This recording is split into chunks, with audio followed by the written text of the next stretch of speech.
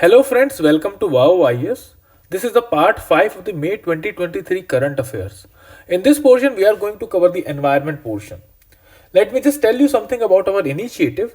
In this initiative, we are providing you Vision Monthly magazine script summaries in not more than 50 pages on an average. The topics will the monthly magazines will be covered from April 2023 to February 2024. Along with it, the video lectures will also be provided to you and they will be free of cost, available on our YouTube channel. To avail the PDF of these monthly magazines, you can enroll in our course by paying a 599 rupees fees only.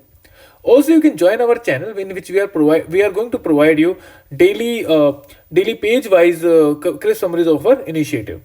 To subscribe, you can use this QR code and send us the payment receipt of that.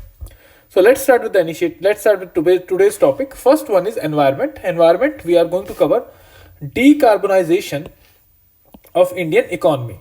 The Energy Transition Advisory Committee, formed under the direction of the Ministry of Petroleum and Natural Gas, has come up with this report, the Green Shift, the low carbon transition of India's oil and gas sector. It says that India stands at the third largest aggregate emitter of the world. India houses 1/6 of the global population and accounts for just 3.3% of the total global emissions happened till now in the world.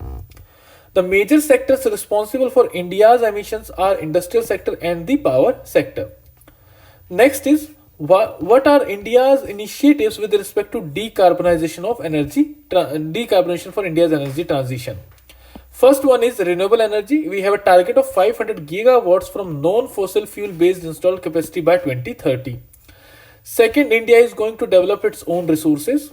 India is going to focus on energy efficiency and energy affordability. Next, there will be focus on the industry transition also from slowly to electricity or natural gas from this coal, etc.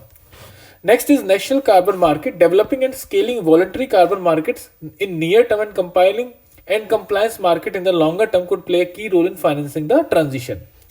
Then India is also going to focus on alternate fuels and waste to fuel economy. We have already achieved 10% ethanol blending program in 2020 and is now focusing on 20% ethanol blending and 5% biodiesel blending by the year 2025 and 2030 respectively. Next, India's 2030 commitment, progress and drivers.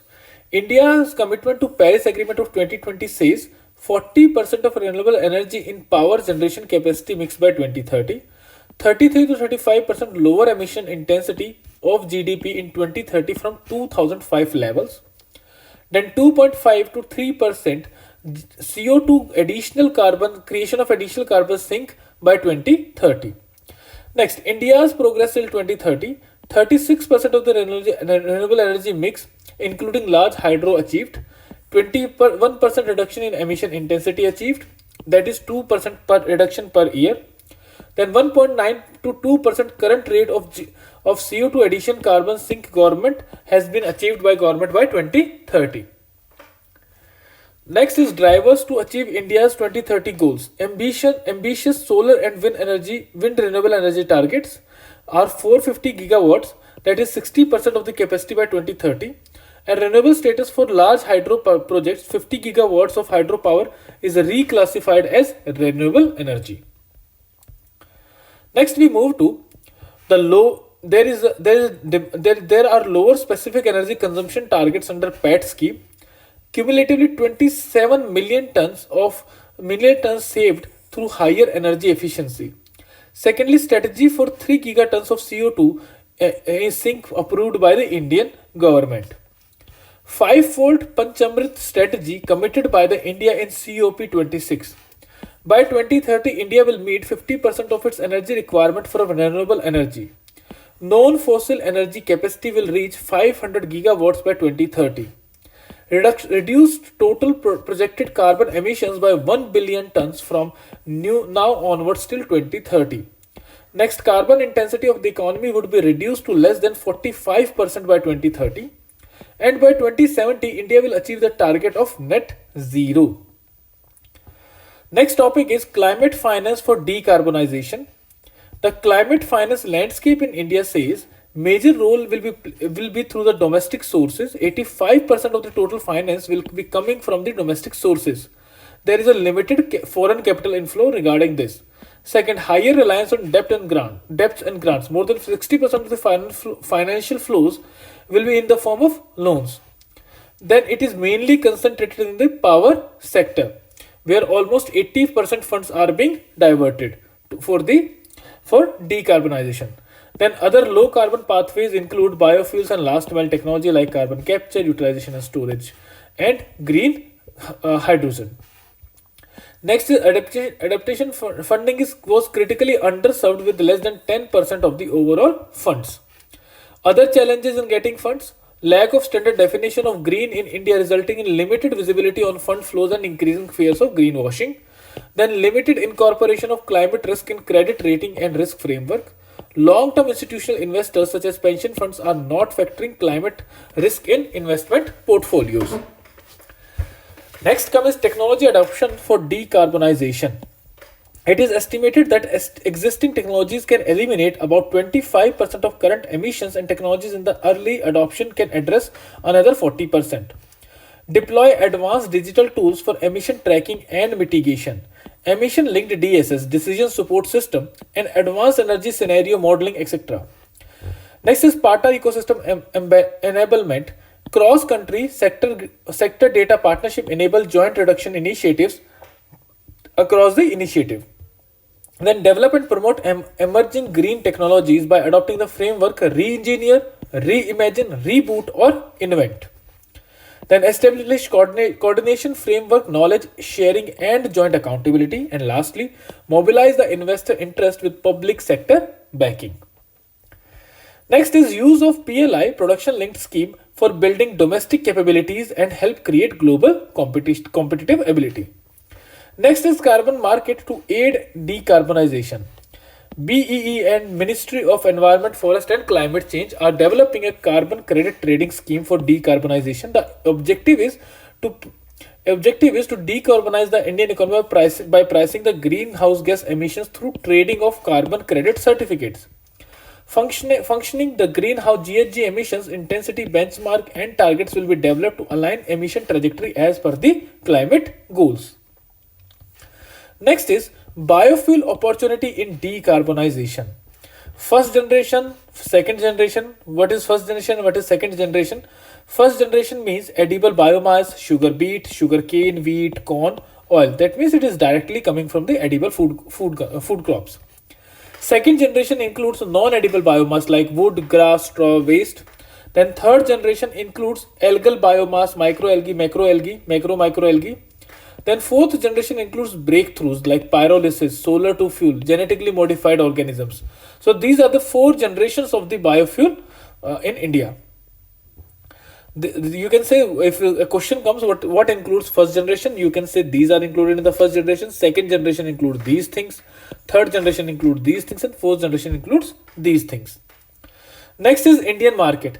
India has achieved a 10% ethanol blending in 2022 and has gone to prepone the timeline of 5 years to 2025 for an ambitious blending of 20%. Earlier it was 2030. Now the target has been preponed for 2025. In 2025, we are going to achieve the 20% ethanol blending target. Next, National Biofuel Policy 2018 sets a target of 5% biodiesel blending in diesel by 2030. What are the key challenges? Low yield for sugarcane and maize will require land use change. Unsustainable water use fertilizer due to subsidies in the feedstock production. Then promoting 1G biofuels may lead to technology lock-ins and delay switching to 2G feedstocks. Lack of dedicated supply chains for raw materials. So these are going to be the key challenges here. The next is brown coal, black coal, nuclear, unnaturally underground occurs. So it is stream formation, pyrolysis, gasification, electrolysis, grey house, turquoise, brown, black, pink, white. So these are the part of this thing. Next is challenges in scaling up green hydrogen market. High cost of green hydrogen including production, transportation, conversion and storage is still high. That is important.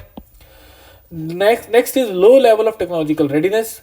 Then thirdly, efficiency issues. Hydrogen production and conversion involves significant energy losses at each stage of the value chain. Renewable electricity availability. Lack of sufficient renewable electricity may become a bottleneck for the production of green hydrogen. Policy regulatory uncertainty, stable long-term policy framework need to support development and deployment at the scale. Then standards and certification. Countries like institutionalized mechanisms to track the production and consumption of any shade of hydrogen and identify its characteristics. Next is key policy interventions needed.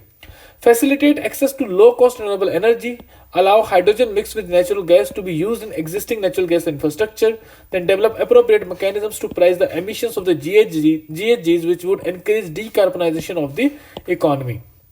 Next is PLI scheme and partial exemptions of grid charges, taxes and levies for the electrolyzers. Next is gas-based economy. Second topic is gas-based economy. India's natural gas consumption fell by 6% in financial year 2023 compared to last year. This is a list of the liquefied natural gas terminals given in available in India. So you can note down from here only. Next is this chart shows the imports from which India is importing the LNG from world. Next is about gas-based economy. India's goal is to achieve the share of gas in energy mix from current 6% to 15% by in 2023. What is the significance of gas-based economy? Cleaner energy source, because the emissions are less from the natural gas. For if you go for it is 40% less than coal and 20% less than oil. Energy efficiency, it has higher energy efficiency as compared to coal-fired power plants. Next is rapid and efficient transport. When it is cooled to minus 161.5 degrees Celsius, natural gas becomes a liquid LNG, filling up 1/600th of the original volume. This makes natural gas easier to store and transport along long distances. Then backup power companies to renewable energy. Due to the intermittent nature of the solar wind power sources, natural gas fired generators can be ideal backup power companions and have a short startup time also. Then what are the initiatives taken towards the gas-based economy? First is a revised domestic natural gas pricing guidelines have been put in place on the recommendations of Kirit Parak Committee. Net key changes are benchmark pricing the prices of the APM administered price mechanism gas to the price of the imported crude and monthly rather than biannual revision of the prices. So there will be an bi-monthly revision of the prices. Next, hydrocarbon exploration and licensing policy has been now being implemented. Then launch of India Gas Exchange, which will allow for automated trading platform to enable competitive indigenous benchmark gas prices. Next is unified tariff for natural gas pipelines. PNGRB has amended the PNGRB determination of natural gas pipeline tariff regulations, which are pertaining to unified tariff for natural gas pipelines. It is an attempt towards ambitious aim of one nation, one grid, one tariff. Creating necessary gas infrastructure. This is being done through LNG terminal like Dahej and Harizda in Gujarat, Dabhol in Maharashtra, Kochi in Kerala, natural gas grid and city gas distribution networks. Eastern and northeastern parts are connected with gas grid by developing Pradhan Mantri Urja Ganga project and natural gas grid project. What are the challenges to the gas-based economy? Variation in estimation. Goal have been shifted from 20% by 2025 and 11% by 2030 and then to 15% by 2030. What are the concerns about energy security? Around 50% of our current demand is met through imports from other countries. Then second is lack of competitive parity. For example, coal is subject to GST. Next is non-conducive with decarbonization. Natural gas increased share in the primary energy mix may not be conducive to India's long-term deep decarbonization strategy. Then infrastructure constraints. India is currently lacks adequate infrastructure for natural gas distribution, including pipeline storage facilities. Then there are environmental concerns also. Now, what is the road ahead? First of all, the recommendations of the Kirit Parak panel, which include completely free and market-determined pricing for natural gas extracted from legacy fields and include natural gas in GST regime. So these are the two recommendations by Kirit Parak committee. Second is demand simulation. It can be achieved through policy initiatives like tax benefits, subsidies and targeted schemes. Next, increase the utilization of current assets. to collaborate to increase more utilization of gas-based plants. Next, diversify import sources, incentivize domestic production to reduce dependence on imports, research and development, and one nation, one grid, one gas grid. The next is news in short, Central Asian Flyway. There are 9 flyways for the migratory birds under Convention on Migratory Species, also known as Bone Convention. India has developed a National Action Plan for Conservation of Migratory Birds and Their Habitats 2018-23. What is the importance of migratory birds? They are pest control agents, dispersal of seeds, increasing species richness, support local communities by boosting ecotourism, and important indicators for flagging state of environment. So this is on this diagram the various flyways have been given. Next is Cheetah Project. A 11-member Cheetah Project steering committee has been formed to keep watch on the Cheetah Project. It will be in force for 2 years.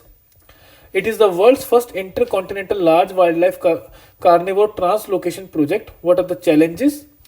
Cheetahs have a tendency to range over a wide distances, whereas KNP has very small area available.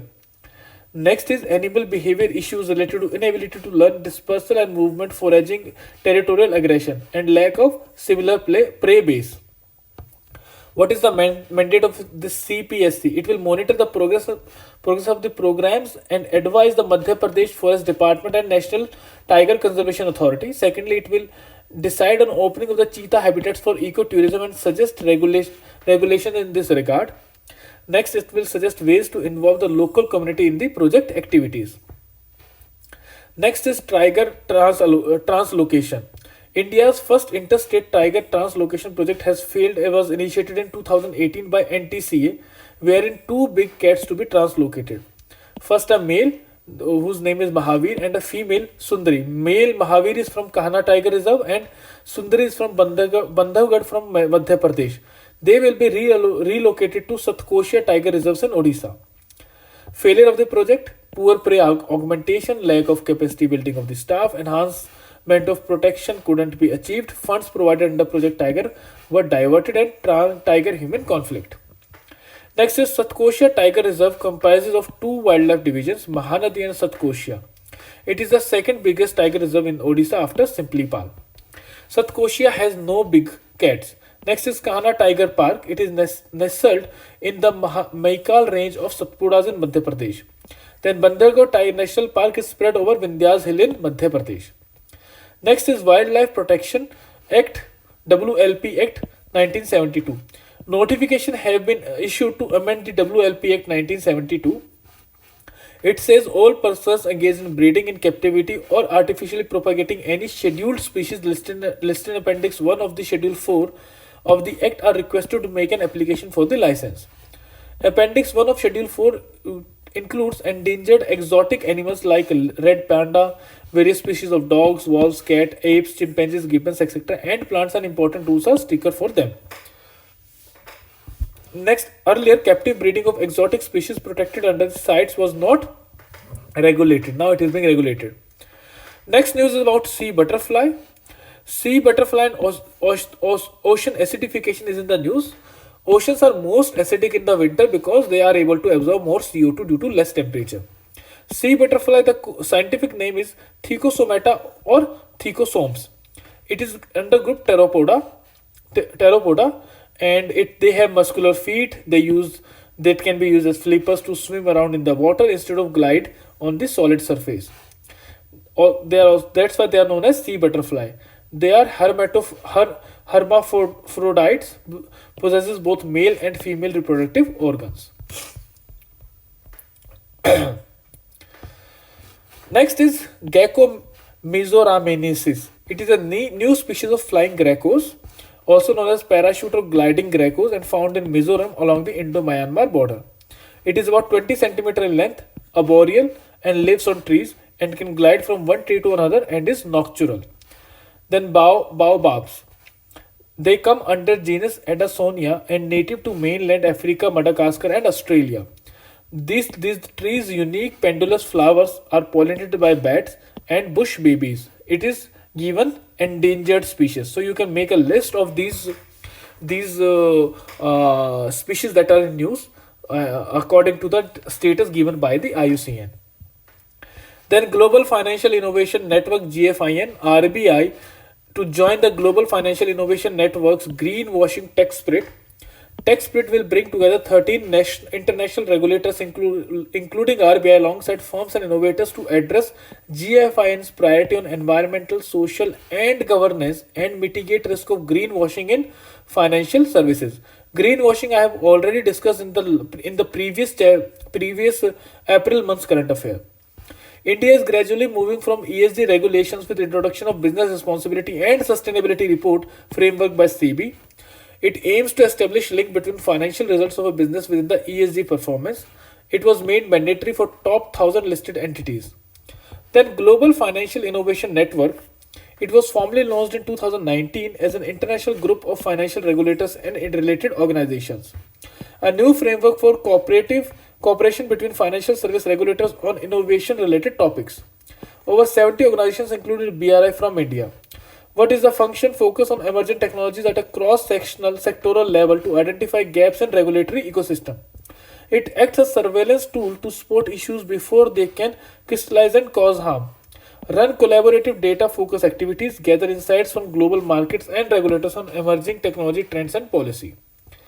Then UNEP report on plastic pollution. The name of the report is Turning Off the Tap: How the World Can End Plastic Pollution and Create a Circular Economy. The objective is to reduce the plastic pollution by 80% by 2040, and if there is a shift in the shift towards the circular economy. Currently, 430 million metric tons of plastic is produced every year, and over two-thirds of is short-lived products. Plastic could emit 19% of the global greenhouse gas emissions allowed under 1.5 degree scenario by 2040, and production is set to triple by 2060 if business as usual continues. Next is related news. Greenpeace published Forever Toxics, the science on health threats from plastic recycling report. It has been published ahead of the second session of the Intergovernmental Negotiating Committee to develop a global plastic treaty. 2022 at UN Environment Assembly in Nairobi, 175 countries have agreed to legally binding global treaty called GPT to end plastic pollution by 2024. Three poisonous pathways for recycled plastic material to accumulate toxic chemicals: direct contamination from the toxic chemicals in the virgin plastic, substance like plastic containers for pesticides, cleaning, solvent, and others that enter recycling chain and can contaminate plastic, and recycling process when plastics are heated. Plastic production is forecast to triple by 2060. One-stop center for zero waste. Government will launch one-stop centers called Reduce, Recycle, Reuse to deposit unused or used plastic items, clothes, shoes, footwear, books, and toys. These RRR centers would be set up as a part of the nationwide campaign Meri Life Mera Swachh Shahar, My Life My Clean City, under the aegis of Swachh Bharat Mission Urban 2.0. Depth from climate swaps. Depth of the climate DFC swaps are a type of debt swaps in which debt nations, instead of continuing to make external debt payments in the foreign currency, make payments in the local currency to finance climate projects domestically on agreed upon terms. DFC swaps would be used to generate following outcomes: enhance climate spending, boosting economy recovery, reduced external sovereign debt, and fulfill global commitment to the developed nation. Next is climate change and inflation. According to a report published by European Central Bank, climate change will increase global inflation. The similar analysis has been presented by IMF in its recent report, Eye of the Storm: The Impact of Climate Shocks on Inflation and Growth. 1.5% target, global annual to decadal climate update 2023-27, and the state of global climate 2022 by WMO. The global average temperature may rise to 1.5 degrees Celsius by 2027. What are the key reasons for inability to meet the targets? Developed countries like Japan, USA, Russia, Canada, who are historically responsible for the major chunk of the greenhouse gas emissions, have made little progress in meeting their pledges. Then build back measures undertaken to undo the impact of COVID-19 pandemic are also not sustainable. Next is Artic Amplification. The warming differential between poles and tropics is known as Arctic or polar amplification. Why Arctic is warming faster than other parts of the world? Ice cover in the Arctic is melting, because of which more land or water is getting exposed to the sun and leading to more absorption of sunlight. Heat transfers from the tropic to the poles through prevailing system of air circulation, and polar amplification is much more stronger in Arctic than in the Antarctica. Then River Cities Alliance, National Mission for Clean Ganga, organized RCA Global Seminar. It is a dedicated platform for river cities to ideate, discuss and exchange information for sustainable management of the urban rivers. It has expanded to 109 urban river cities across India and one international member city from Denmark. Alliance is to open to all river cities of India. It is a joint initiative of Ministry of Jal Shakti and Ministry of Housing and Urban Affairs. Then Carbon Offsetting and Reduction Scheme for International Aviation, CORSIA. Ministry of Civil Aviation has announced that it will join International Civil Aviation organization-led CORSIA initiative and long-term aspirational goal from 2027. In order to mitigate carbon emissions from aviation, ICU has adopted a goal that 2% annual fuel efficiency improvement through 2050, carbon neutral growth and net zero by 2050. CORSIA is applicable only to international flights. Next is 41st ICAO Assembly adopted LTAG for international aviation of non-zero carbon emissions by 2030 in support of the UNFCCC Paris Agreement. The headquarters are in Montreal, Canada, and was established in 1947 under the Convention on International Civil Aviation, Chicago Convention. It is also known as Chicago Convention. It was drafted in 1944 by 54 countries. 193 members are there in ICO. Then Aurora. Indian Astronomical Observatory in Ladakh has documented the occurrence of a rare aurora phenomena for the very first time. This IOA is situated in Mount Saraswati in Hanle Valley of Changtang, Ladakh, and is nearly 14,800 kilometers above sea level. Auroras are geometric storms which are seen due to an intense interaction of sun's plasma waves and Earth's magnetic field. They are more frequent at higher latitudes and places like Alaska, Canada, Antarctica closer to the Earth's pole. They can occur at any time of the day but can't be seen with naked eyes unless it is dark. Then conditions. What are the conditions for aurora light? A clear sky, no clouds, and total darkness. Next is sun halo. It is a multicolored ring that appears like a rainbow circling the sun in our outer solar system. It is also referred to as 22-degree halo because of the radius of the circle is always approximately 22 degrees. Formation of halo. It is a sign of high, thin cirrus clouds drifting 20,000 feet or more above the head. Lunar halos are mostly colorless because of the moonlight isn't very bright. Then world's second deepest blue hole in Mexico. The Mexico blue hole has been named as Tamja, which means deep water in Mayan. Blue hole is actually a massive underwater sinkhole. A dragon hole or long dong is the deepest blue hole in Earth and situated in South China Sea. It is more than 980 feet deep. Yucatan Peninsula is the peninsula in the Central America separating Gulf of Mexico and Caribbean Sea. Peninsula includes parts of Mexico, Guatemala and Belize. So you can see this is the Yucatan Peninsula.